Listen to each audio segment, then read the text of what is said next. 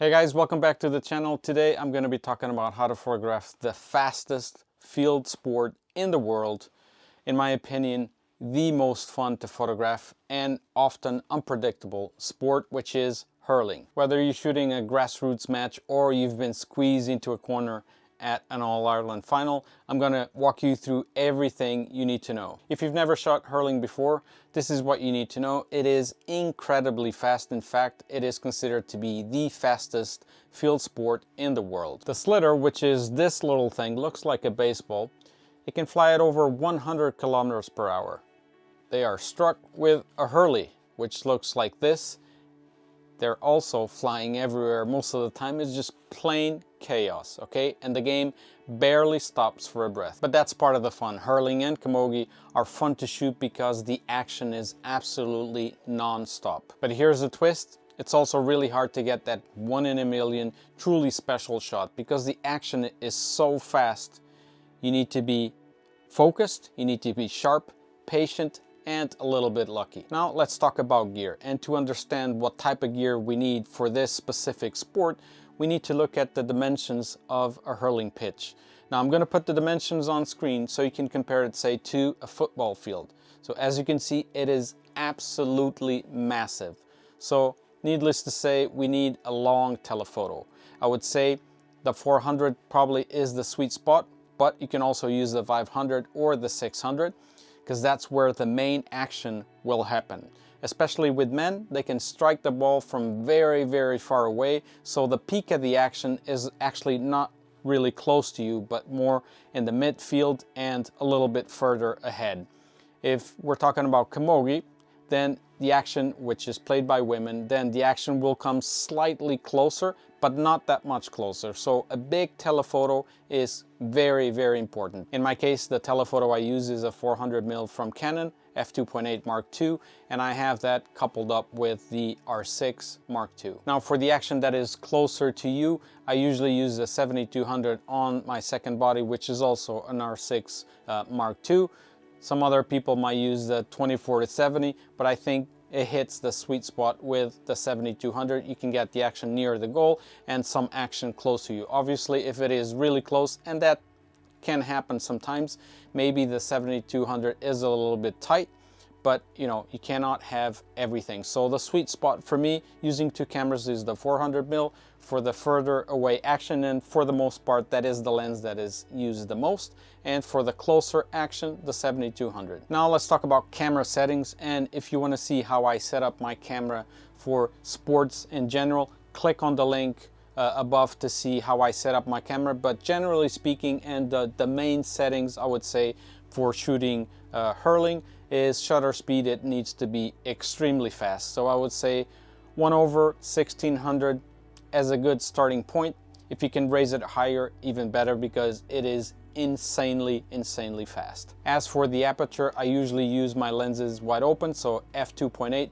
In some situations, I would close it down to f4 if I want to get a plane of focus that's a little bit wider, but for the most part, f2.8, because I want to blow out the background and bring the subjects to life and make them pop. As for ISO, obviously as low as you possibly can, but I'm not afraid of raising it if I need to, say if I'm shooting a night game, and then it's a necessity, right? I want to be able to still keep that fast shutter speed to freeze the action. I want to have my lens open as much as I can to get that background out of focus and make the players pop, but it needs to compensate somehow to get a proper exposure, and that will probably likely have to raise the ISO to have an even exposure. As for focusing, obviously continuous focus, servo, so that you can constantly track those subjects as they move along. And I also use a technique called back button focus. If you want to learn more about it, click here.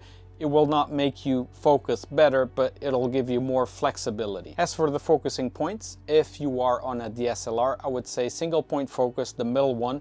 And why the middle one? Because usually it is the sharpest one and the most accurate, and aim for the chest. If the chest is in focus, the head will likely be in focus as well, and that's what we want. We want the athletes in focus.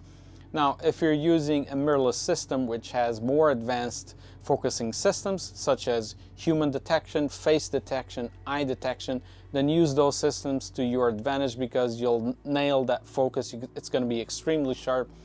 Even with helmets, for example, my R6 Mark II will track the eye, which is quite remarkable. So if you have that technology, use it to your advantage. A sharp photo might be one that might be useful. An out of focus image will just be trash. So focusing is extremely important, obviously. Now let's talk about positioning, and here the thing that matters the most is the type of game you're photographing. If we're talking about an All-Ireland or any inter-county game, very likely you're going to be assigned a spot in a corner and that's it. You sit there for the whole match, you cannot move, okay?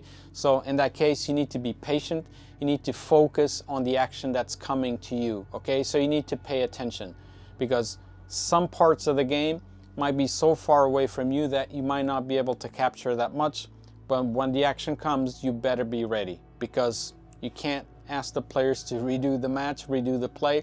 So be patient, but pay attention to the game. When the action is coming to you, you will need to be ready. Now, grassroots is completely different. It's a completely different vibe. These are community games, local, as amateur as it gets. I mean, the coaches go on the pitch, like literally inside the pitch. So much so that sometimes you think, are they going to be playing or what? It is ridiculous at times. Does that mean that you as a photographer can go inside the pitch as well? Obviously not. Do not do that. Be respectful, but keep in mind, because these are community games, you have a little bit more flexibility. You can go around the pitch, obviously staying outside the field of play. Don't get close to the line. Make sure that anything that comes close, you're nowhere near the action. But it does allow you to move freely and capture some angles that you wouldn't be able to otherwise, say, in an inter-county game. So the grassroots is where you'll probably have most fun because you have that freedom to walk around the pitch, get different angles, get closer, say, to the midfield action or to the defense, things that you wouldn't be able to if you were at a bigger match. That being said, keep in mind that constantly trying to go after the action what will likely happen is that the action goes away from you. So don't try to chase it too much because it's just going to run away. If you want to get some shots of the defense, for example, move around to a place where you can photograph the defense, but wait for the action to get there. If you're constantly going around the pitch to try to follow the action, it's just going to run away from you. But yeah, grassroots, hurling, completely different vibe. The flexibility that you have to move around helps you get completely different shots, and sometimes they're more fun than the inter-county matches where you're just stuck in a corner and that's it. Now, one interesting thing about hurling and camogie is where the action happens. You see, the slitter is usually at the waist or higher, and that's great for photography because it means that players' faces are almost always visible, the hurleys are raised, and the whole scene is elevated. It also means that it's completely normal to crop in tighter on your shots. You're not going to go full body action all the time. It's okay to punch in. Let the action fill the frame. So here's what I look for in a game. Clashes for the slitter, mid-air duels, hurleys flying, sharp expressions, whether that's passion, frustration, focus, sideline emotion, coaches, subs, crowd reactions, moments after, so that means any post-goal celebrations, despair, drama, the slitter in flight. If you can catch one tack sharp in mid-air, save it forever. Something I always keep in mind when photographing hurley is that this is an amateur sport. The athletes might train like pros, they hit like pros, they move like lightning, but they do this for the love of the game. The match you're photographing might be the highlight of the year for somebody. Maybe their family is in the stands. Maybe that person never had a proper professional photo taking of them playing the game. And that's why I do this. Freezing a moment that might be incredibly special for someone. One thing I forgot to expand on earlier in the video is the hurleys themselves. So the weapons, I would say, that are used to strike the slitter, the craftsmanship that goes into making one of these personalized to each player is just absolutely magnificent. I have made a video about this in the past where I went to a Hurley maker and I photographed him do this specific Hurley actually and trade for some pictures. So it was a win-win situation. So I gave Eugene, in this case, some of the photos of him crafting a Hurley, and at the end he surprised me with this beautiful gift that I'll cherish for the rest of my life. But yes, the craftsmanship that goes into making these is just so unique, so peculiar. If you want to learn more about it, click on the video and you'll see the whole process, which I find extremely interesting. And that's it for this one. Hurling is fast, fierce, and incredibly fun to photograph. Whether you're photographing a local match or an inter-county game, I hope this video has helped you, raise up your game as well. And if you'd like to see more videos like this, don't forget to subscribe to the channel, leave a comment and hit that like button. And until next time, take it easy, guys. Stay safe.